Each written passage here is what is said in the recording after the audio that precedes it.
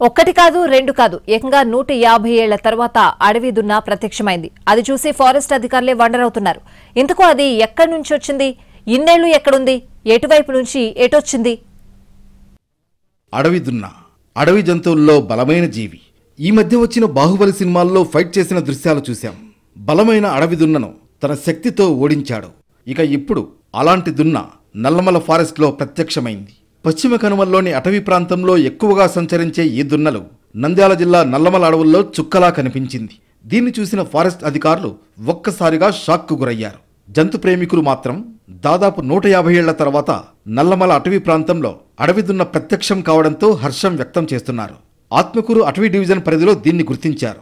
1870లో అదృశ్యమైన అడవి దున్న 150 ఏళ్ల తర్వాత మళ్లీ నల్లమల అడవిలో ప్రత్యక్షం కావడంపై సంభ్రమాశ్చర్యాలు వ్యక్తమవుతున్నాయి.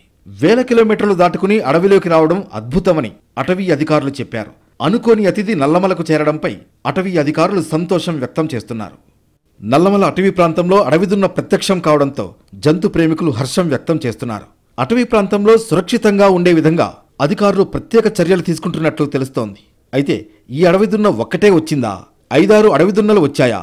ఎక్కడి నుంచి వచ్చాయి? ఎలా వచ్చాయి? ఇన్నేళ్ల తర్వాత ప్రత్యక్షం కావడానికి కారణం ఏంటి? ఇలాంటి ప్రశ్నలు ఫారెస్ట్ అధికారులకే అంతు చిక్కడం లేదు. ఒకవేళ నల్లమలలోనే దున్నలు ఉంటే ఇన్నాళ్లు ఎటుపోయాయి? ఇన్నాళ్లు ఎందుకు కనిపించలేదు? ఇన్నాళ్లు ఎక్కడున్నాయి అన్నది కూడా విచిత్రంగానే ఉంది. ఇలాంటి పలు అంశాలపై అటవీ అధికారులు ఆరా తీస్తున్నారు. అటవీ ప్రాంతంలో ట్రాప్ కెమెరాల ద్వారా పర్యవేక్షిస్తున్నట్లు తెలుస్తోంది. ఈ జంతువును మొదటిసారిగా ఈ ఏడాది జనవరిలో వెలుగోడు రేంజ్లో గుర్తించినట్లు Atmakur forest division deputy director Saibaba తెలిపారు. అక్కడి నుంచి అడవి దున్న గత నెలలో బైర్లుటి రేంజ్లోకి ప్రవేశించినట్లు పేర్కొన్నారు. అయితే ఇది కర్ణాటక వైపు నుంచి కృష్ణానదిని దాటి నల్లమలలోకి ప్రవేశించి ఉంటుందని భావిస్తున్నామని అన్నారు. ఇండియన్ బైసన్గా ప్రసిద్ధి చెందిన ఈ దున్నలు ఒకప్పుడు నల్లమలలో విస్తారంగా సంచరించాయి. కాలక్రమేణా కనుమరుగయ్యాయి.